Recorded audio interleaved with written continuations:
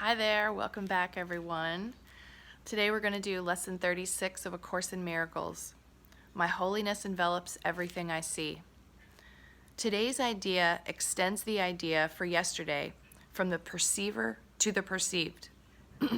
You are holy because your mind is part of God's. And because you are holy, your sight must be holy as well.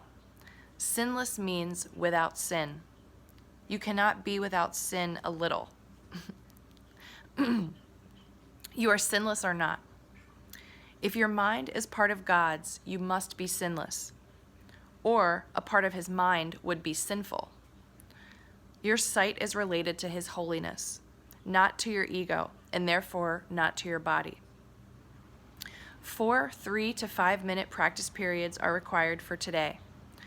Try to distribute them fairly, evenly, and make the shorter applications frequently to protect your protection throughout the day. The longer practice periods should take this form. First, close your eyes and repeat the idea for today several times slowly.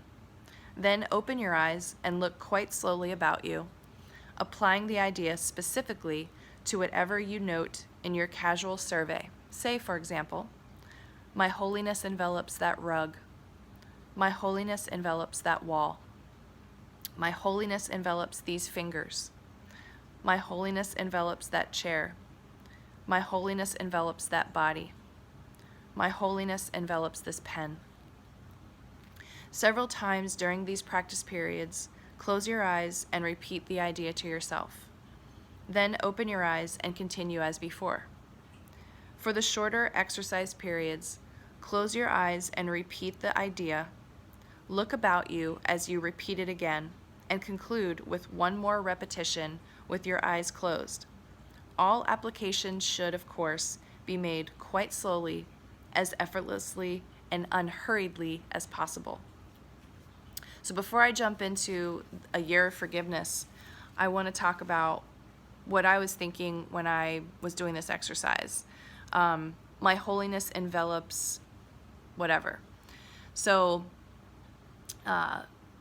back in the 1960s, when Helen Schuckman was channeling this material, she didn't have social media and she didn't have this bombardment of information coming into her device, about all the censored information on our mainstream, etc. So when I close my eyes, what drops in for me is related to like current events that aren't necessarily on the mainstream. So what I want to do is just run through a few of these from my perspective. So my holiness envelops the World Health Organization. My holiness envelops the CDC in America. My holiness envelops the Bill and Melinda Gates Foundation. My holiness envelops anyone involved in child trafficking, child abuse, or child sacrifice. My holiness envelops all local school boards in America. My holiness envelops all elected officials in the world. My holiness envelops all beings tuned in to this Course in Miracles lesson right now. So there you go.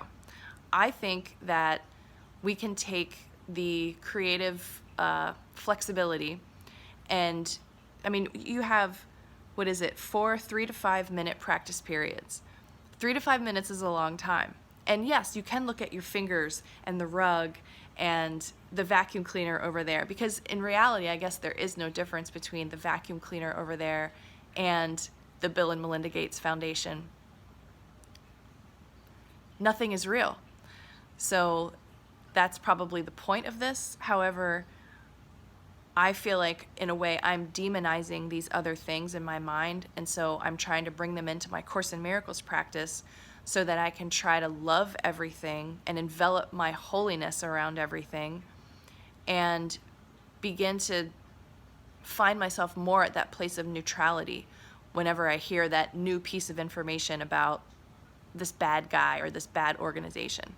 So just my 2 cents there to spend your time with these lessons, making it as relevant as possible to you, which I think will make you more excited about sticking with the practice, especially when these lessons start to get longer and you're like, oh my God, Sherry, you've been reading for 15 minutes. But still, if it feels relevant, then you'll be excited about it and want to tune in. All right, so let's look at a year of forgiveness. See, lesson 36, my holiness envelops everything I see. You are blessed beings indeed. I am that one that you know as Jesus. It is important for you to understand the consequences of the statement you make today that holiness envelops everything you see. When you look at the world, extend your holiness and then envelop things with your holiness. Use your love in an appropriate way. The extension of your holiness makes a wonderful gift to yourself and the world.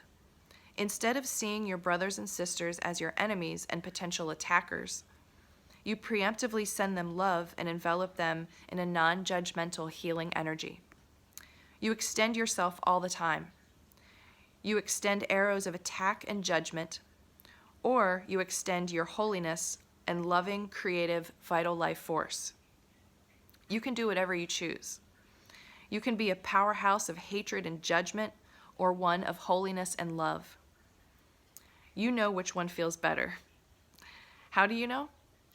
Because we have talked about your guidance system, this inevitable feedback system that tells you how far away or how close you are to love. There is only one road, and you are all on the same road. You are either walking toward love or walking away from love. When you walk toward love, you experience feelings like contentment, enthusiasm, happiness, curiosity, and intrigue. It is just a general upbeat kind of vibe. You're not necessarily hysterically happy, but you feel at peace. You know you're on the right track. You can feel it. When you make an incorrect decision based on your current perception, you feel a limiting energy. You shut down. You feel a vibration of hatred, fear, shame, or guilt.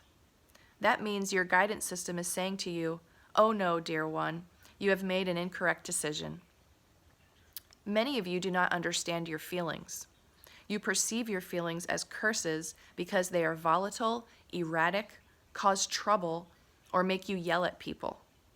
Your feelings, once you begin to clarify your mind and step back from incessant judgment, make the perfect guidance system to let you know where you are and what you just did. It is not meant as a punishment. You do not experience a feeling of negativity to be punished, but to get your attention. So you ask, what just happened there? I've stopped feeling contentment and happiness. I've gone down into fear. What did I just do to myself? This feedback system is not about the world, but your relationship to the world. You should look at any negative feelings you have. Instead of laying them on a person, place, thing, or experience, you should own that feeling and say, what did I just do?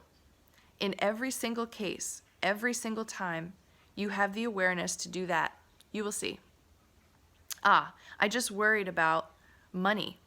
That is a fear-based thought. I just turned around on the road from love and walked toward fear. Let me not indulge in those thoughts. This is what we call sloppy thinking, in which you allow negative or unloving thoughts into your mind. You must remember you are in a training program.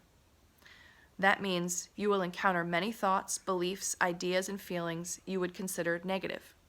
Do not think that you are a bad student when you encounter these.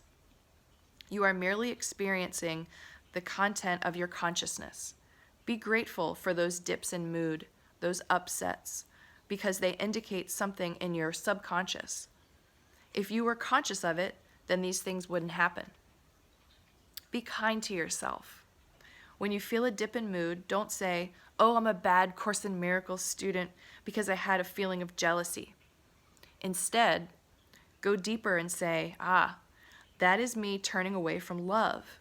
How can I see this differently? How can I not go down the rabbit hole of jealousy and into personal created suffering? Perhaps you voluntarily go down that rabbit hole.